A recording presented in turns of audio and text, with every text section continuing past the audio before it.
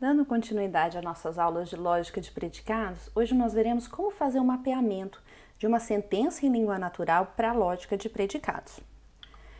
Então, eu trago aqui para vocês alguns exemplos, né? E aqui a gente já vai ser capaz de ver como que a lógica de predicados consegue representar melhor as informações, né, em língua natural do que a lógica proposicional conseguia, né?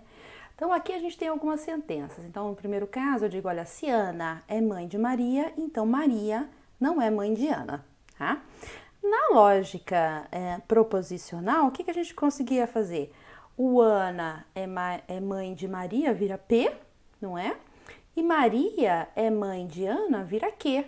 Eu não conseguia vincular Maria aqui com esse Maria aqui, este Ana aqui com este Ana aqui, nem o fato de se uma ser mãe de outra, não é? Então, na lógica proposicional, ficava P implica em não Q. Era isso que ficava, tá? Já agora, na lógica de predicados, eu consigo ter um predicado mãe, não é? Que vai retornar verdadeiro se o primeiro elemento for mãe do segundo elemento, tá? Hoje nós vamos ver, então, como é que eu sei quem vai ser o meu predicado, qual que é a ordem desses elementos, vamos definir algumas coisas, algumas regrinhas para a gente usar durante o curso, tá?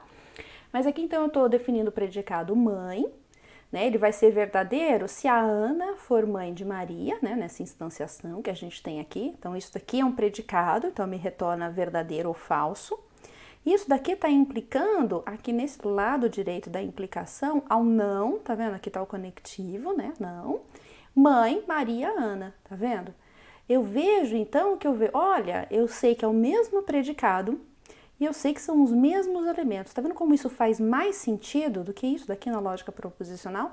Então, por exemplo, eu posso definir uma regra assim na lógica de predicados, dizendo que há uma restrição, de tal maneira que essa propriedade aqui, ela não é uma propriedade simétrica, não é? Eu não posso inverter, não é? Então, eu poderia dizer lá em qualquer tabela do meu banco de dados, por exemplo, que uma determinada relação, ela não é simétrica, não é? E aí eu posso representá-la assim, como um formalismo lógico. Aqui eu também posso dizer assim uma outra sentença, olha, se Ana é mãe de Maria, então Maria é filha de Ana. Aqui não é o mesmo predicado, agora nós estamos com os predicados mãe e filha, mas eu ainda estou manipulando os meus elementos. Na lógica proposicional, Ana é mãe de Maria, vira um P, Maria é filha de Ana, vira Q. Então eu teria P implica em Q. Já na lógica de predicados, isso na lógica proposicional, né? Já na lógica de predicados, olha lá, eu tenho se Ana é mãe de Maria, então Maria é filha de Ana. Então são predicados diferentes, mas eu tenho os mesmos elementos aqui. Veja que aqui eu tenho uma regra que pode me definir como que é a minha árvore genealógica. Então, eu consigo aqui mostrar que o fato de um X ser mãe de um Y significa que esse Y é filho desse X. E aí eu posso, então, ter que essa relação de filho, né, de filiação, ela tem como argumentos o oposto da relação aqui de maternidade, paternidade, né, ser o progenitor, né, aqui no caso, né, bem genérico. Outra sentença, Lili é uma cachorrinha que tem cauda e cor branca. Nossa, na lógica proposicional isso era um P, né? Ah, na verdade eu posso, Lili é uma cachorrinha, é um P, Lili tem cauda, é um Q, e Lili tem cor branca, é um R, né? Podia quebrar aqui, na verdade, em 3, não é? Tá? Só que aí eu não tenho a informação de que nada está relacionando a Lili aqui. São 3 coisas completamente separadas. E vejam que não, na minha sentença eu estou falando de 3 características, propriedades da mesma entidade, do mesmo objeto no domínio. Então Lili é cachorro, né? Nós vamos seguir um padrão de colocar o predicado no singular masculino, tá? Para simplificar, tudo bem? Então Lili é um cachorro, né? O verbo, na verdade, a gente vai colocar na forma infinitiva, não é? Ter, então aqui deveria ser ter, né? Lili cauda. E a cor da Lili é branco, tá vendo? A gente vai também seguir uma estrutura aqui de fazer o predicado o mais flexível possível, né? Mas para garantir o reuso. Então, eu quis fazer cor como predicado e não cor branco ou branco, né, como predicado, porque eu posso aproveitar esse cor aqui e colocar aqui outros valores possíveis para ele, tá? E x é o resultado da soma de 1 e 2. Na lógica proposicional, isso fica P, né? Já na lógica de predicados, olha que interessante, eu consigo ter um predicado soma, e ele tem os seus argumentos 1 e 2, e aqui o x é onde eu armazeno o resultado.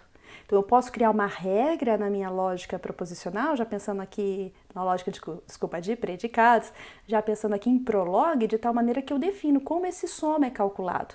E ele é calculado e o seu resultado é armazenado aqui em x. Então, ele vai retornar verdadeiro se ele conseguir calcular a soma de 1 e 2, né? Colocando o seu resultado aqui no x, tá? Então, isso daqui é para vocês terem uma ideia de como o poder de representação na lógica de predicados, em verde aqui, é muito maior do que na lógica proposicional, que está em vermelho aqui, tá? Então, vamos lá. Vamos ver agora, então, como é que a gente faz esse mapeamento da língua natural para a lógica de predicados, o que muda, né? Porque o mapeamento do e, do não, do ou e assim por diante para os conectivos lógicos, isso eu não preciso relembrar com vocês, porque segue o mesmo que já era na lógica proposicional. Mas o que temos de novo aqui? Temos funções, na verdade, temos quantificadores, então vamos ver como que a gente faz esse mapeamento.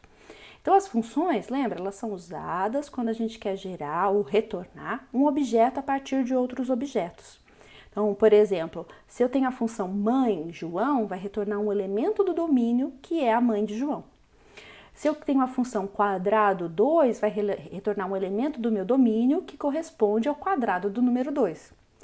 Se eu tenho uma função que é maior x, y, ela vai retornar um elemento do domínio que é o maior entre esses dois que eu passei, entre o x e o y. Então, vejam, o que me dá a semântica, né, o como eu entendo o significado, aqui o meu entendimento desses elementos é o que eles são. Se é uma função, então eu sei que está retornando coisas, tá? Então, como é que a gente vai fazer para mapear aqui no nosso curso, né? Claro que nem sempre vocês vão mapear exatamente do jeito que eu esperava, mas pode ser uma outra versão igualmente correta, tá? Mas para tentar padronizar ao máximo aqui, para que vocês não fiquem fazendo cada um do seu jeito, né? Então, a gente vai colocar como nome da função o que a gente quer retornar.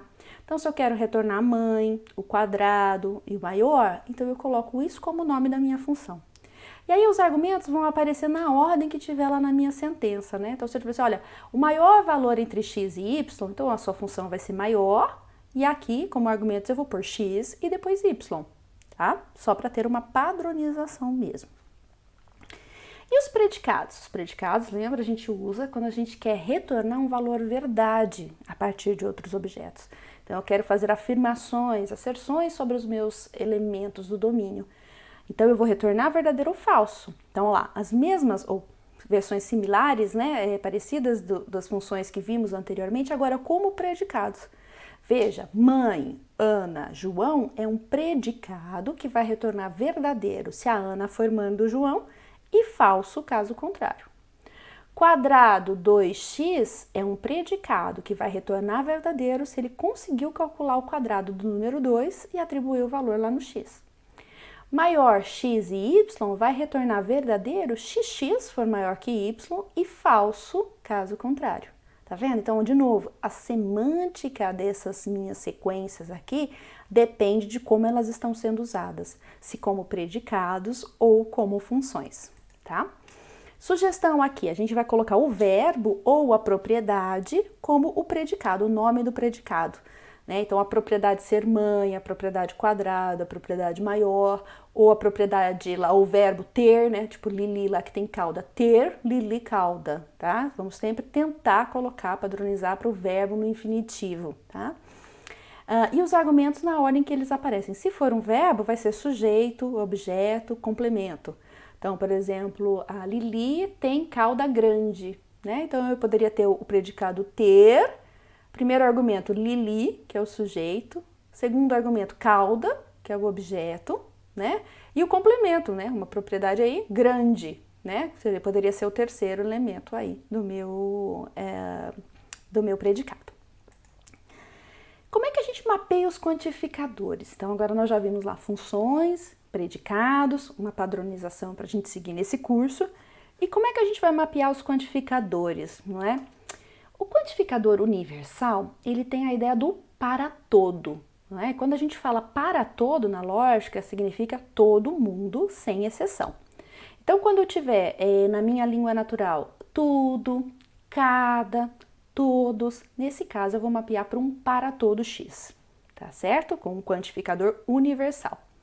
Já o quantificador existencial, ele tem a ideia de alguns, na verdade, existe, não é? Então, quando for alguns, pelo menos um, a gente vai mapear para um quantificador existencial. Tomem muito cuidado, porque veja, alguns não é o mesmo que todos na lógica, tá? Mesmo que alguns seja 99,99999% dos elementos do seu domínio, não são todos. Então, se eu estiver falando alguns, eu preciso mapear para existencial, porque quando eu uso o quantificador universal, significa que são todos sem exceção. Tá? Então, tomem cuidado com essas pegadinhas da língua natural, que são as maneiras como nós às vezes usamos de modo equivocado, tá? Porque nós somos humanos e nós nos entendemos. Mas na hora de mapear para uma linguagem formal, com uma lógica de predicados, não pode haver ambiguidade, tá? O seu mapeamento para a lógica de predicados tem que ser exatamente equivalente ao que foi dito na sentença, e nada mais e nada menos, tá? Então, importante aqui, duas coisas que vocês também confundem, tá? E são regras assim que precisam ser seguidas, senão vocês não estão sendo fiéis ao que está escrito na língua natural, tá? É o seguinte, toda vez que eu falar para vocês, olha, todos os indivíduos com uma determinada propriedade P têm também uma propriedade Q, tá? Então, por exemplo, todos os homens são mortais, tá vendo? Todos os elementos do meu domínio que tem uma determinada propriedade, no caso ser humano, né? Esse homem aí no sentido de humanidade, né? Tem também uma outra propriedade, que é no caso de ser mortal. Então vejam, o que eu estou fazendo aqui, eu estou dizendo que é para todo, mas vejam que é um para todo restrito aos indivíduos que têm a propriedade P. Por isso que a gente mapeia isso como um condicional, tá? Então, para todo X, se X tem a propriedade P, então X também tem a propriedade Q, tá? Então, todos os homens são mortais, para todo X naquele domínio de seres humanos, ou de seres vivos, desculpa, né? Vamos deixar assim, seres vivos, eu vou dizer, olha, homem X, significa que é humano, ou ser humano X, implica em mortal X, tá? Então, eu costumo dizer que quando a gente fala assim, quando fala todos com uma propriedade, é uma restrição, não é? Então, essa restrição é mapeada como um condicional. Só os seres vivos que tiverem a propriedade de serem humanos é que serão mortais, por exemplo. Tá certo? Ah, professora, mas isso não é verdade, porque eu sei, né, no nosso contexto. Não, vamos nos ater ao que está sendo dito na sentença, tudo bem? Tá? Não vai querer colocar mais informação de conhecimento de mundo que você tem se não tiver lá escrito na sentença. Já o caso do existencial, se eu disser para vocês, olha, vejam, é mais ou menos a mesma sentença, a única coisa que mudou foi o quantificador, né? Se eu falar para vocês, alguns indivíduos com a propriedade P têm também a propriedade Q, tá? Então, alguns indivíduos não significam todos, lembra? Tá? Então, aqui eu vou usar o existencial e aqui eu vou usar uma conjunção. Então, existe esse indivíduo que tem uma propriedade P e tem a propriedade Q, tá? Então, vejam, aqui eu não estou condicionando, né? Ali eu estou condicionando. Então, é uma diferença sutil que tem na língua natural quando a gente mapeia para a lógica de predicados. E tomem cuidado, porque vocês vão querer mapear esses todos os indivíduos com a propriedade P, tem também a propriedade Q como uma conjunção aqui. E não é verdade, tá? Porque você tem que condicionar a existência da propriedade P. Porque você lembra como isso daqui é uma implicação? Se o P não existir, já vai dar verdadeiro essa sentença, tá certo? Tá? Então, ela é um para todo condicionado aqui, tá? Coisa que no existencial é mais fácil da gente entender. Existem pessoas que têm uma determinada propriedade e pessoas que também têm outra propriedade, tá? Então vamos ver aqui alguns exemplos, né, só para a gente começar a entender como é que acontece esse mapeamento. Lá na lista de exercícios vocês têm um exercício bem completo, tá? Com várias alternativas, muitas mesmo, para vocês lá experimentarem e exercitarem e terem certeza de que vocês estão fazendo o mapeamento da maneira correta. Relembrando, como eu sempre falo nesse curso, vocês podem gerar outras versões de fórmulas que estão corretas também, mesmo sendo diferentes das que eu usei num gabarito, tá? Então vamos lá, a primeira sentença aqui é Pedro é piloto. Primeiro passo, então, para a gente mapear para a lógica de predicados é encontrar conectivos lógicos. Nesse caso, nós não temos nenhum, não é? Se fosse na lógica proposicional, seria um P, né? Um átomo apenas. Aqui, então, também vai gerar só um átomo, né? Só que o nosso átomo na lógica de predicados é um predicado eniário, né? Então, um predicado que tem argumentos. Então, aqui o nosso predicado vai ser piloto, porque essa é a propriedade que eu estou mapeando, para um argumento que é a constante Pedro, tá certo? Na segunda, então a gente olha, Janaína é bailarina e viaja amanhã. Aqui eu já identifico um conectivo lógico que é o E. Então eu sei que isso vai ser uma conjunção desse trecho aqui, à esquerda do E, com esse trecho aqui, à direita do E. O trecho à esquerda, vejam, é de novo uma propriedade. Então, de novo, eu consigo mapear bailarina, Janaína, como sendo a minha constante. E aqui à direita eu tenho um viaja, não é? Então eu posso mapear como um verbo viajar ou usar essa versão mesmo como tá aqui, tá? Então eu vou tentar nas correções automáticas sempre colocar ou no infinitivo ou na maneira como foi mesmo usada na sentença. Então nós temos a conjunção da propriedade de Janaína ser bailarina. Veja que eu tiro os acentos também, né? Mapeando mesmo de uma maneira aí como se fosse computacional, né? A gente já usar no computador, sem acento, nem nada para não atrapalhar. E o fato de viajar, quem? Sujeito, que é a Janaína, da ação viajar, e o complemento, que é amanhã. O próximo, nós temos aqui Pedro gosta de Janaína. Então, eu tenho, de novo, uma fórmula atômica, porque eu não tenho conectivos. Eu tenho aqui o fato de gostar, não é o meu predicado, e eu tenho um sujeito e o seu objeto. Então, isso vai gerar para mim gosta, Pedro, Janaína. Agora, vamos complicar um pouquinho mais, né? Se Pedro gosta de Janaína, então ele também gosta da mãe de Janaína. Então, aqui eu tenho um se...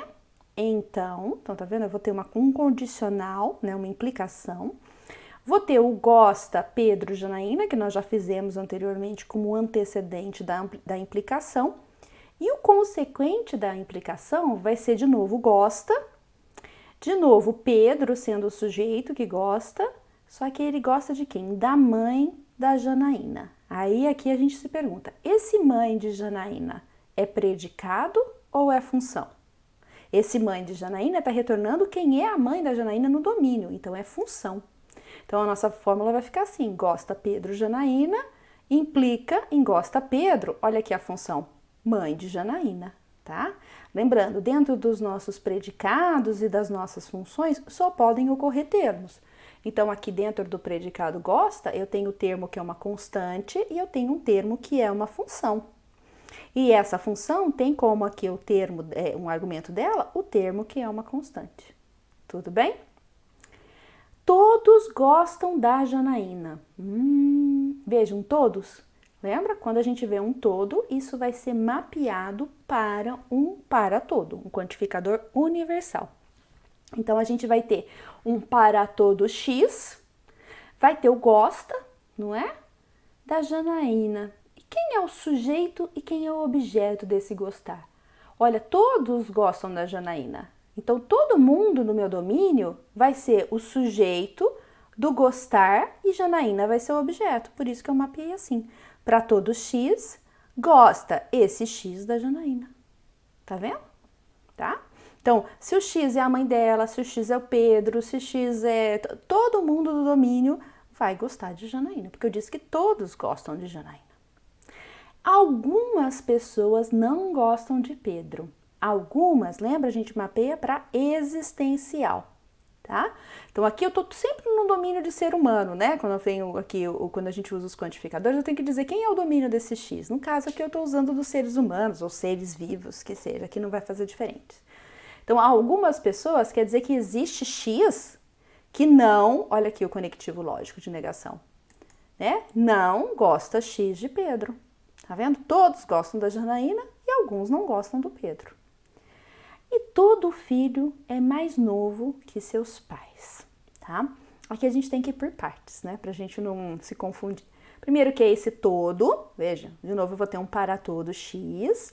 E eu vou ter umas variáveis aqui, né? Eu tô dizendo que o filho é mais novo que seus pais, né?